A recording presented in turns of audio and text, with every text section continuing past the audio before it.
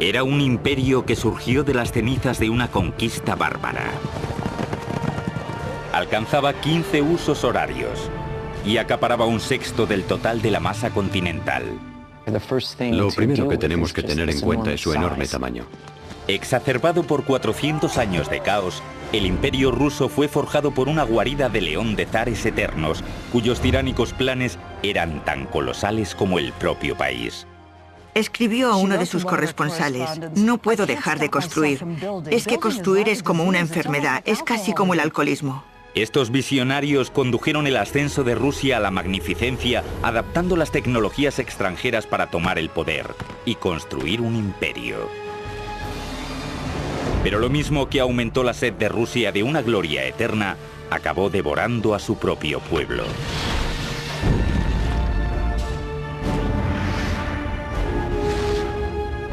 La construcción de un imperio. Rusia. 1480, Moscú. Un líder ruso con mucho futuro está desempeñando un poder sin precedentes. Su nombre es Iván III. Durante siglos, sus gentes habían estado dominadas por los conquistadores más brutales de Eurasia, una secta mongol llamada los tártaros. Pero ahora Iván III lo apuesta todo para acabar con ellos. Con un solo movimiento, rompe el pacto vinculante que le unía con los tártaros y declara Rusia suya. En la balanza pende el futuro del pueblo ruso. Si Iván pierde, pierde su vida. Si gana, Rusia será la tierra de los zares. Hola, soy Peter Weller. Hay quienes dicen que la historia de Rusia es una historia de sus grandes ciudades. Lo que pensamos hoy en día de la Rusia actual realmente comenzó en el siglo IX, cuando distintas personas empezaron a unirse en un único clan dominante llamado el Principado de Kiev. El Principado de Kiev era de Ucrania, pero migró aquí, a una zona forestal alrededor de muchos ríos y lagos, y establecieron una pequeña aldea de comercio llamado Novgorod, que significa ciudad nueva. La tradición oral cuenta que la vida en Novgorod era tan caótica y tan enardecida que la gente realmente invitó a un guerrero vikingo llamado Rurik para que viniese del otro lado del Báltico para poner orden. En Novgorod, el Principado de Kiev prosperaba. Tomaron la religión y las tecnologías de construcción de sus vecinos, los bizantinos, para poder construir nuevas ciudades y pueblos a medida que la población iba aumentando. Uno de estos asentamientos, ubicado en el fértil corazón de Rusia occidental, se llamaba Moscú. Moscú, cuya fecha oficial de fundación data de 1147, era un pequeño fuerte de madera junto a un río con el nombre de Moscú, Moscova. A medida que fueron evolucionando sus ciudades, el clan del Principado de Kiev empezó a conocerse como los rusos. Pero sin un único gobernante y una defensa, las ciudades rusas eran los principales objetivos para la invasión de los conquistadores más agresivos de aquella era, los tártaros. 1237, los tártaros atacaron por el río Volga con 120.000 jinetes. Los primeros rusos no estaban a la altura de esta experimentada milicia. Durante casi 24 meses, los tártaros devastaron Rusia. Pero para los gobernantes de Moscú, la invasión fue una oportunidad para pedir un favor a los invasores y reconstruir todo mejor de lo que estaba antes. El auge de Moscú comenzó en el siglo XIV. Políticos inteligentes, astutos y despiadados de parte del gran príncipe de Moscú consiguieron integrarse entre los jefes tártaros y alcanzaron la capacidad de recoger impuestos de otros principados rusos. Bajo la protección de los tártaros, Moscú empezó a chuparles la sangre a sus hermanos rusos, engullendo los territorios vecinos para así formar un único estado moscovita. Pero sus líderes todavía seguían obligados a saldar cuentas con los odiados caciques tártaros. Todo cambiaría en 1462 con Iván III. Iván llegó al poder con la firme intención de finalizar con la dominación tártara sobre Rusia. Asumió el título de Gran Príncipe de toda Rusia y empezó a planear un derrocamiento de los tártaros. Iván, creo, tenía todo lo necesario para ser un buen zar con gran éxito. Era ambicioso, era oportunista, era despiadado, era inteligente. Para el nuevo zar todo iría como la seda. Se casa con el imperio que había dado a Rusia su religión y su arquitectura, Bizancio. Con esta alianza establecida, Iván adopta el símbolo bizantino del águila bicéfala y declara a Rusia como la tercera Roma. Luego, en 1472, empieza a determinar su legado de construcción. Manda construir una nueva catedral como símbolo inconfundible de que Rusia ahora era una fuerza que había que tener en cuenta. Los trabajadores empezaron las construcciones de este gran proyecto a comienzos de 1470, pero la madre naturaleza tenía otras ideas. En 1474 un pequeño temblor agitó Moscú. Los 2 años de construcción de la imponente iglesia se redujeron a una pila de escombros. Construida de forma rudimentaria con piedras pesadas sobre unos cimientos insuficientes, un accidente así era algo de esperar. Pero Iván convirtió el desastre en una oportunidad. A estas alturas, Iván III hace lo que cualquier sagaz gobernante haría: encontrar a los mejores. Y los mejores de aquella época, en el siglo XV, se encontraban en Italia. Iván encuentra a uno, Aristóteles Fioravanti. Fioravanti era conocido como un maestro arquitecto cualificado en toda Italia. Pero antes de que pudiera reconstruir la Catedral de Moscú, tenía que demoler la obra.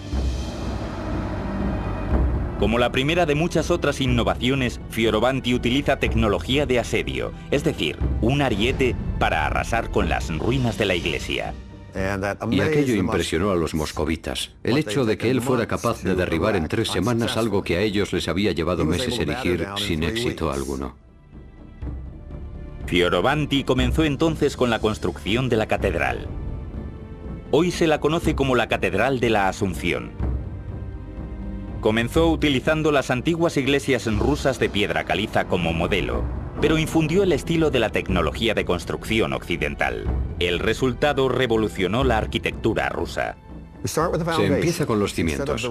En lugar de las zanjas llenas de escombros, que era típico de las construcciones rusas medievales, él limpió la zanja y puso grandes pilotes de roble. Esto suponía una sujeción mucho mejor para el edificio, que no se quebraría ni deformaría, lo cual obligaría a derribarlo si esto sucediera. A partir de ahí, las innovaciones de Fioravanti se extendieron. En lugar de utilizar piezas amontonadas de piedra caliza apenas unidas con argamasa, dispone los bloques de piedra caliza entrelazados, lo que los hace más estables. Ya con los muros acabados, procede a la delicada y peligrosa tarea de la construcción de los grandes techos abovedados. Cuando comienzas la bóveda, el tejado, hay una cantidad enorme de peso que recae sobre esos muros. Así que el tercer elemento que él introdujo fueron los vástagos de unión de hierro. Eran simplemente vástagos de hierro que se insertaban en la construcción y se extendían hasta el nivel de la bóveda, lo que sirve como una forma adicional de soporte. Mantiene unida toda la estructura. Por último, en vez de construir una iglesia de cúpulas y tambores redondos de piedra pesada, introdujo el uso de ladrillos más ligeros y resistentes, enseñando a los nuevos constructores rusos cómo cocer y colocar este nuevo material. Así que desde los pilotes de unión de los muros, a los vástagos de unión, a la estructura superior, Fioravanti utilizó toda una gama de nuevas técnicas, aprendidas en Italia, pero puestas ahora en un contexto de símbolos rusos. La catedral terminada medía 45 metros de altura. Era un edificio deslumbrante e imponente.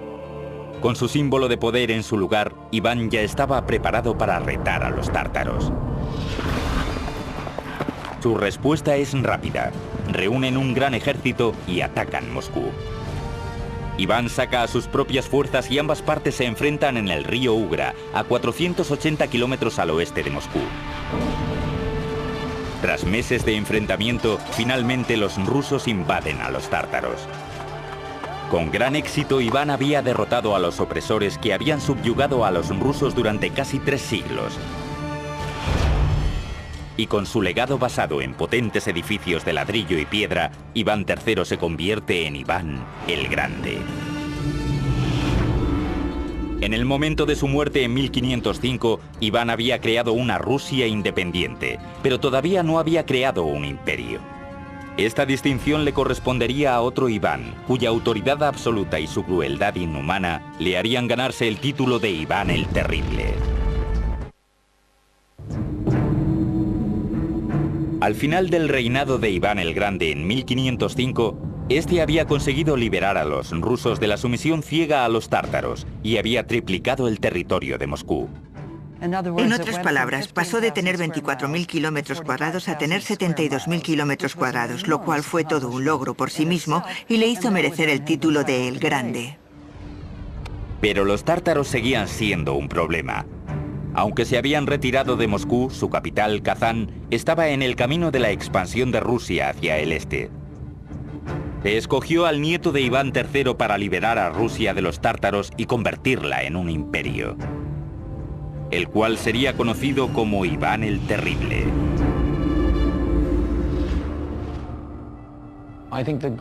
Creo que el mejor periodo de todos fue Iván el Terrible.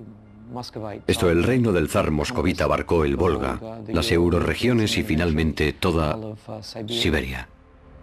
Este gran emperador empezó como un joven profundamente preocupado. El padre de Iván murió cuando él era pequeño, dejándole testigo de una lucha brutal por el poder, con torturas, ejecuciones y asesinatos.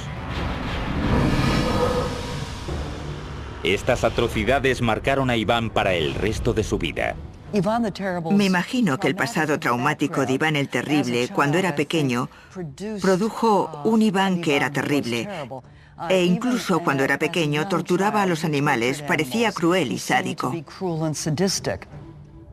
Cuando llegó al poder en 1547, estaba convencido de que él había sido designado personalmente por Dios para gobernar Rusia. Fue el primer gobernante ruso en autocoronarse formalmente como zar. Y la palabra zar es simplemente un derivado ruso de César. Es un título imperial.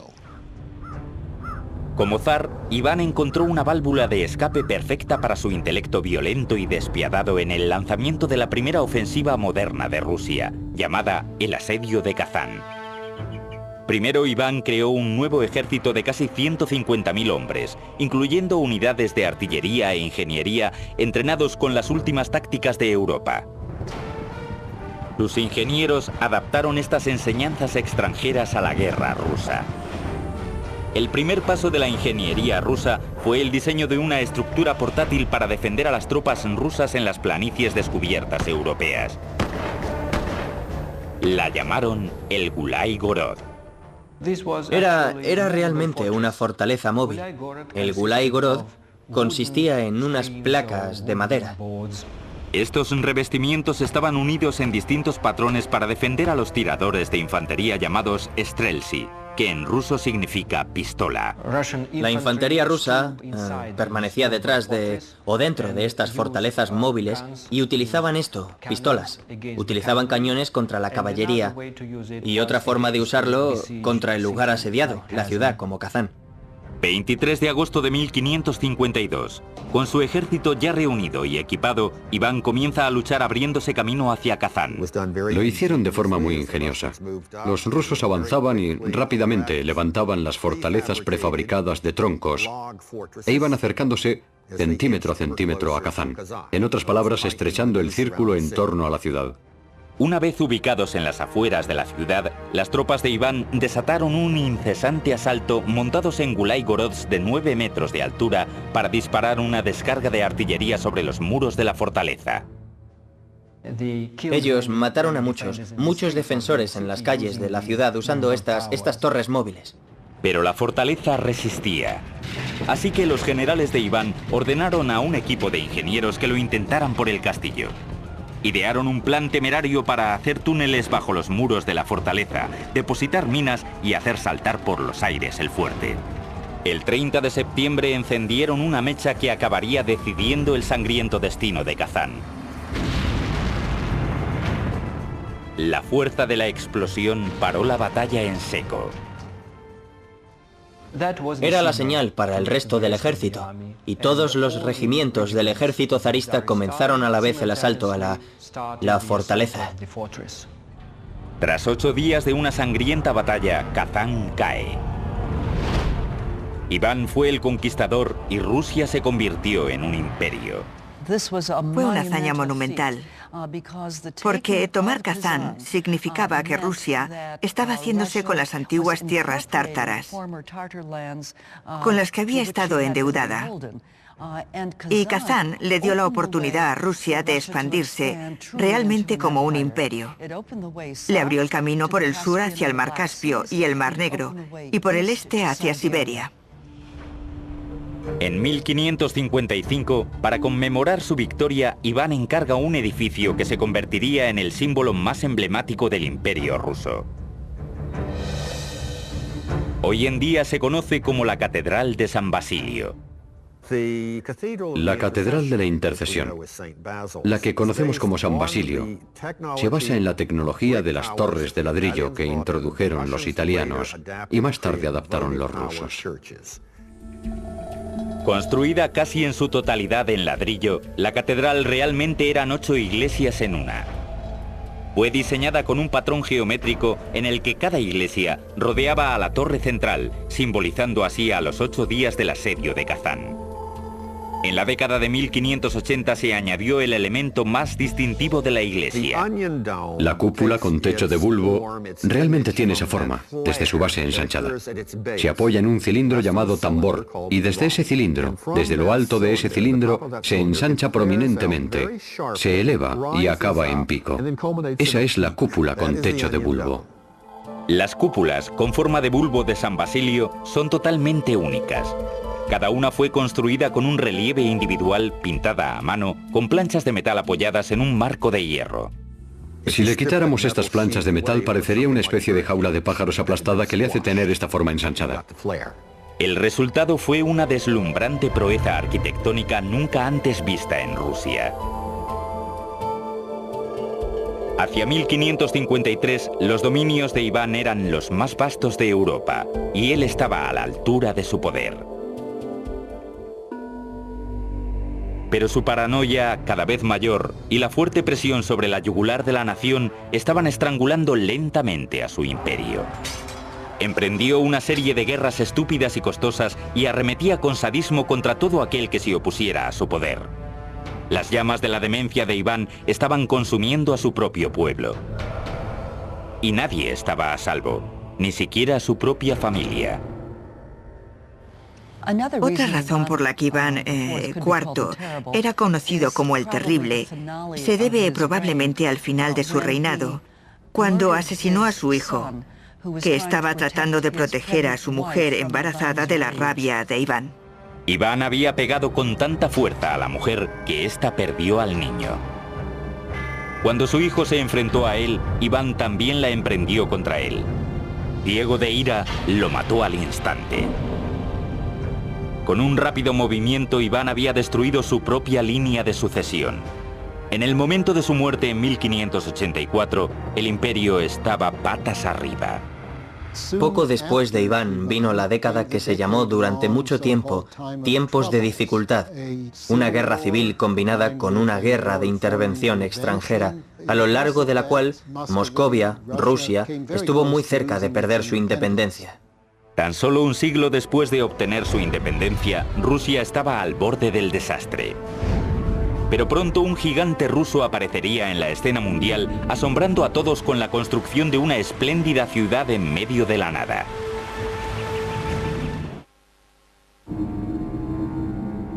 ...1696... Un nuevo zar llega al poder con el plan revolucionario de retomar las cosas donde Iván las había dejado y transformar su nación atrasada en un imperio moderno. Su nombre es Pedro el Grande. Pedro el Grande fue una persona completamente única, un gigante, tanto físicamente, medía 1,95 metros, como en cuestión de personalidad. Despreciaba las convenciones y las tradiciones y mostraba una curiosidad incesante por las cosas nuevas. El enorme tamaño de Pedro coincidía con su ego. Un torbellino constante de actividad giraba en torno a él. Él hacía las tareas de una docena de hombres. Era realmente una persona extraordinaria, más grande que la vida. Pedro había perdido sus primeros años en Moscú de juerga en juerga con artesanos y militares en el barrio extranjero de la ciudad, aprendiendo sus tácticas y su tecnología. Pedro no estaba simplemente embelesado con la tecnología europea. También era bien consciente del retraso y la debilidad de Rusia frente a Europa y quería un remedio para esta situación. Una de las cosas que hizo primero fue ir a Europa. Fue a Europa de incógnito y estudió los métodos de construcción naval con los holandeses, que eran expertos en el tema. También aprendió el arte de la navegación de los ingleses y vio la gran riqueza que aquellos imperios europeos estaban obteniendo de sus colonias en el extranjero y pensó que podrían utilizarse para los recursos naturales rusos.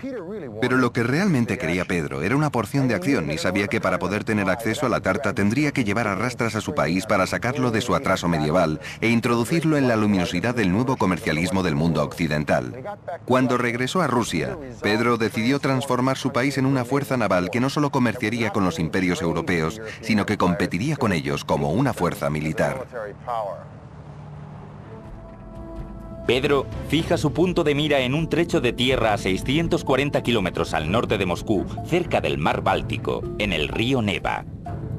Con la vanidad propia de un dios, comenzó a prever su nueva ciudad naval que situaría a Rusia dentro del mapa de Europa. A esta previsión la llamaría San Petersburgo. Una ciudad en ese lugar tenía acceso directo a Europa a través del mar. El único problema era que esta tierra del Neva pertenecía a Suecia. Pero esto no disuadiría a Pedro.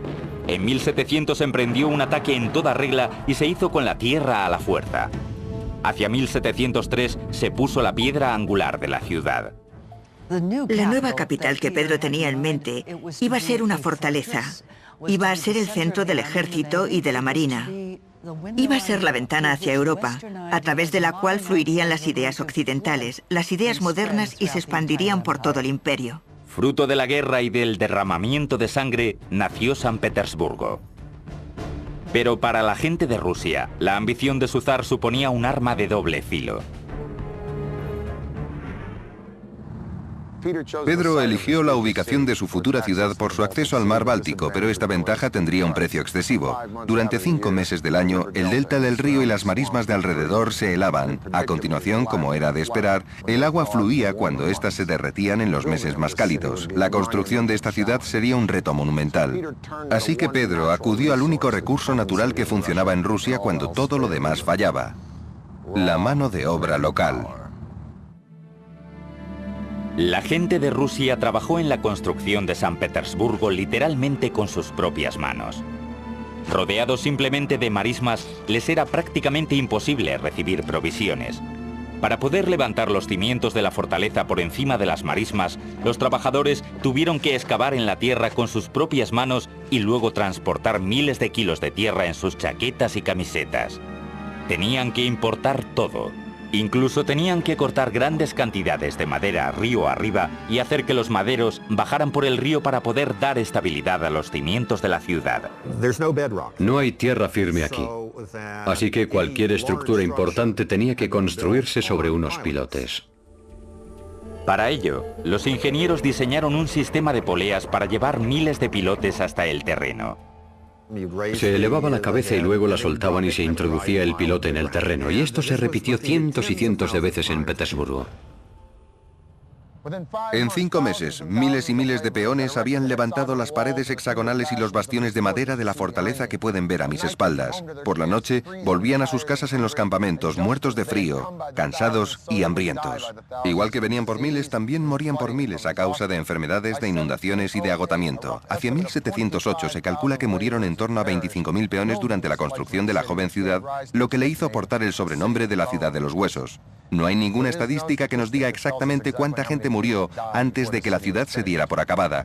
Pero un historiador del siglo XIX dice que hasta aquel momento no había habido ni una sola batalla en los anales de la historia que se hubiera cobrado tantas vidas como el número de trabajadores que fallecieron durante la construcción de San Petersburgo.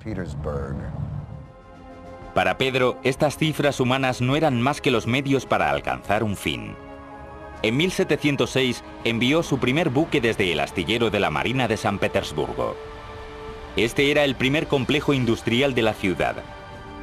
Albergaba a constructoras navales, fabricantes de cuerdas y velas, fraguas y fundiciones de cañones. Rusia tenía una marina, y su zar, sin ayuda alguna, estaba cambiando la cara del imperio. En 1712, con la rápida eficacia que le caracterizaba, hizo el mayor de todos los cambios. Con un sencillo y contundente decreto, declaró San Petersburgo capital de Rusia. En tan solo un instante, la supremacía durante casi 300 años de Moscú en Rusia había desaparecido. Los ciudadanos de Moscú se quedaron atónitos. Muchos rusos reaccionaron ante Pedro como si se tratara de un extraterrestre procedente del espacio. No le entendían. Impuso sus extrañas ideas en su país, usando la fuerza propia de un monarca autocrático y absoluto, que había heredado de sus predecesores, pero que sabía muy bien cómo utilizarla para obtener lo que quería. Su idea de hacer una revolución en Rusia le motivó a lo largo de toda su vida. No había forma alguna de que nada ni nadie pudiera escapar de los efectos de este proceso revolucionario. Pedro no había escatimado en gastos para crear una ciudad partiendo desde cero. Pero hacia 1714 San Petersburgo todavía estaba lejos de ser el centro europeo de poder que él había previsto, y los malos años de Pedro estaban a punto de llegar. Sin su obstinada voluntad, todo el fantástico esfuerzo amenazaba con desmoronarse, dejando a Rusia una vez más al borde del caos.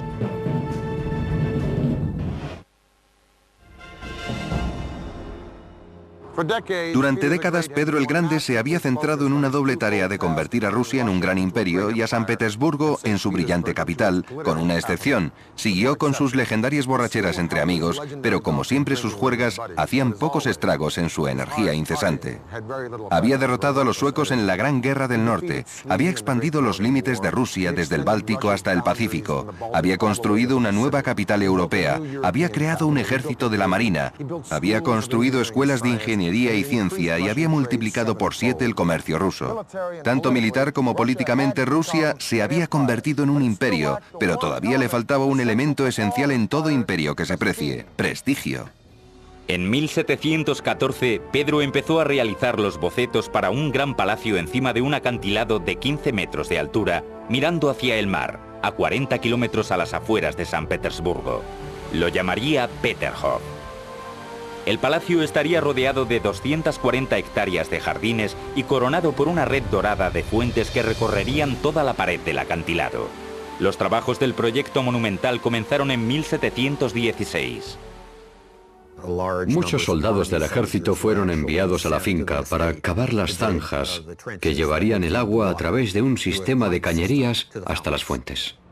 En 1719, los primeros ingenieros hidráulicos del país comenzaron a trabajar en el complicado sistema. El palacio fue construido en las alturas y las alturas es lo que alimenta el agua. Es esa caída, la gravedad y esa caída era la que hacía que funcionaran realmente las fuentes. Utilizando la pendiente natural del terreno y el agua de los manantiales cercanos, los trabajadores construyeron un sistema de casi 24 metros gracias a la gravedad. El agua se almacenaba en depósitos que estaban en lo alto. En un abrir y cerrar de ojos se soltaba esta agua y caía a través de las cañerías de madera en cascadas de 15 metros hasta el eje de las fuentes. La velocidad del agua acumulaba suficiente fuerza para impulsarla a casi 20 metros por el aire. El resultado era asombroso. Las fuentes eran tan espectaculares que fueron apodadas las Versalles de Rusia. Pero Pedro no tuvo demasiado tiempo para disfrutar de su gran joya. En 1725, tras meterse en el agua helada para salvar a un marinero a punto de ahogarse, el gran Pedro cayó enfermo y murió. A finales de su reinado, Pedro había llevado a Rusia de ser un país aislado y atrasado a ser un imperio de lo más novedoso. Pero el trabajo no estaba aún acabado. La ambiciosa y tenaz esposa del nieto de Pedro sería quien completaría la transformación de San Petersburgo, que pasó de ser un fuerte naval a ser la resplandeciente capital que conocemos hoy. Su nombre era Catalina la Grande. Catalina llega al poder en el año 1762, derrocando a su marido, que había sido emperador ruso durante tan solo 6 meses. Y ella pudo fácilmente derrocarle. Una vez en el poder, Catalina retomó las cosas donde las había dejado Pedro: transformar Rusia en una potencia mundial.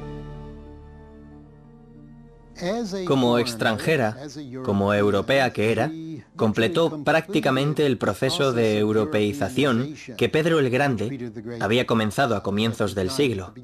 De hecho, Catalina se veía a sí misma como la heredera legítima de Pedro. En el siglo XVIII, para poder ser un monarca con éxito, tenías que expandir tu territorio, y eso es lo que hizo espléndidamente Catalina. Catalina anexionó unos 320.000 kilómetros cuadrados de territorio, lo que añadió una enorme riqueza a las arcas de Rusia y expandió el imperio hasta límites nunca antes alcanzados. En segundo lugar, tenías que introducir un amplio plan de reforma, y eso es lo que ella hizo. En su propio terreno, Catalina utilizó su nueva riqueza para modernizar su ciudad. Fue uno de los primeros gobernantes rusos en tratar las miserables condiciones en las que vivían los pobres de Rusia, con planes para hospitales, sanidad, servicios y colegios. Catalina, durante su reinado, estableció normas arquitectónicas para la construcción de nuevas ciudades. De hecho, lo hizo. Construyó 216 ciudades nuevas, junto con planos de cómo debería ser el trazado, cómo deberían estar diseñadas las plazas centrales, qué tipo de fachadas debería haber, qué tipo de materiales deberían utilizarse en la construcción. Pero el proyecto de construcción más prestigioso de Catalina fue la renovación de su residencia real, el monumento más extravagante del imperio para su propio disfrute, el Palacio de Invierno. El Palacio de Invierno tenía 3 pisos y medía 195 metros de largo. Todo el exterior estaba decorado con más de 200 columnas y cerca de 150 estatuas esculpidas. En el interior contenía más de 500 habitaciones, casi 4 veces el número de habitaciones de la Casa Blanca. A lo largo de su reinado, Catalina encabezó un auge en la construcción como nunca antes el imperio había visto. Su poder inigualable transformó por completo San Petersburgo en un escaparate ostentoso y sin tapujos de la cultura, la riqueza y el poder del imperio ruso. Escribió a uno de sus corresponsales: "No puedo parar de construir. Es que construir es como una enfermedad, es casi como el alcoholismo". La desmedida construcción no era el único vicio de la zarina. Tras las puertas del Palacio de Invierno, Catalina era conocida por otro tipo de actividad: cuidar muy bien de sus numerosos y a menudo mucho más jóvenes amantes. Era una mujer trabajadora. Por las noches quería compañía masculina. Y hubo una serie de amantes uno tras otro. Los trataba muy bien y con gran generosidad. Les daba tierras, les daba siervos. Pero la espléndida corte de Catalina y su poder absoluto para ofrecer a los seres humanos como regalos simbolizaba el abismo que existía entre la élite dirigente y los rusos de la clase media trabajadora. A finales del reinado de Catalina en 1796, Rusia era una superpotencia. Pero la fuerza del país trajo consigo nuevas glorias y nuevos enemigos. Hacia 1812, un ambicioso general llevó a cabo una marcha de conquista por Europa como nunca antes se había visto desde el Imperio Romano. Y Rusia estaba a punto de ser su próxima víctima. En el momento de su muerte en 1796, Catalina había anexionado 320.000 kilómetros cuadrados de territorio al Imperio ruso. En torno a 40 millones de personas se consideraban entonces rusos. Cuando su nieto Alejandro I accedió al trono en 1801, Rusia era un actor principal en los asuntos mundiales. Esto hizo de Rusia un seductor trofeo para el general más peligroso de Europa, Napoleón Bonaparte. Y en 1812, el zar Alejandro se enfrentó a un reto sin precedentes en Rusia desde la invasión de los mongoles 6 siglos antes. Napoleón representaba una amenaza considerable para Rusia. En 1812 ya tenía prácticamente a toda Europa bajo su control. Napoleón entró en Rusia con un ejército inaudito formado por 500.000 hombres. Los rusos sabían que no podrían detener a este ejército en los campos de batalla, así que adoptaron una táctica de estrategia de retirada, incendiando los campos para obligar a las tropas de Napoleón a salir de ahí y dirigirlos hacia Moscú. Ya en la capital, Napoleón se percató de que había subestimado la férrea determinación del zar ruso. Napoleón seguramente pensó que, habiendo ocupado el casco antiguo, Alejandro estaría deseando llegar a un acuerdo. Pero no. Simplemente ignoró a Napoleón hasta que un invierno durísimo obligó a Napoleón a darse cuenta de que no ganaba nada con el asedio de Moscú, y así fue como Napoleón emprendió su retirada. Obligados a volver por los paisajes helados y derruidos por donde habían venido, menos de un 10% de los hombres del ejército original de Napoleón sobrevivieron. La madre Rusia había destrozado al general invencible. En 1883, el sucesor de Alejandro encargó que se colocara un gran monumento en el centro de la plaza del Palacio de San Petersburgo. Sería un imponente símbolo del desafío ruso. Se llamó la Columna de Alejandro. La columna de Alejandro reposa sobre un eje de granito de acabado rojo. Es un monolito que es una sola pieza. Una vez más, un zar ruso obligó a su pueblo a mover literalmente montañas para construir un monumento en el nombre del imperio. Un ejército de rusos esculpieron metódicamente el eje de la columna de la ladera de una montaña en una sola pieza y lo trasladaron hacia San Petersburgo. Este proceso duró 3 años y se necesitaron miles de trabajadores. Ya en San Petersburgo, los ingenieros se enfrentaron a la ardua tarea de elevar un monolito de granito de 700 toneladas y 25 metros de altura. Ataron una especie de soga gigante a la columna. Y luego rodearon los cabrestantes, que eran tripulados por montones de gente. Y en el momento que se daba la señal, todos ellos se movían y a través de un sistema de poleas, la columna se elevaba poco a poco hasta caer en el lugar que se había dispuesto para ser su base. Hoy en día la columna sigue allí, sobre su pedestal, a una altura total de unos 46 metros. Ha demostrado ser una construcción perfecta. La caída de Napoleón eliminó cualquier amenaza sobre la posición de Rusia como el imperio terrestre más grande del mundo. Hacia finales del siglo XIX, Rusia se expandió 9.600 kilómetros desde el mar Báltico en el oeste hasta el Pacífico en el este, y todo el trayecto hasta Alaska. Era una de las 6 masas continentales del mundo, abarcaba 15 usos horarios y con el nuevo zar seguía expandiéndose. Durante su reinado, Nicolás II, gracias a su reciente experiencia viajando por Asia, tenía la fuerte convicción de que el futuro de Rusia se hallaba en el Pacífico. Pero con un territorio que iba más allá del horizonte, el imperio corría el riesgo de derrumbarse bajo su propio tamaño. Los ingenieros de Rusia llevaron a cabo una solución del mismo alcance que el propio imperio. Construyeron el ferrocarril transiberiano. Aquellos que promovieron la construcción de lo que sería el ferrocarril más largo de la época de 1890 tenían en mente objetivos tanto económicos como políticos. Quedaba abierto el Extremo Oriente para las exportaciones rusas. Al mismo tiempo, se establecía el poder ruso en el Extremo Oriente.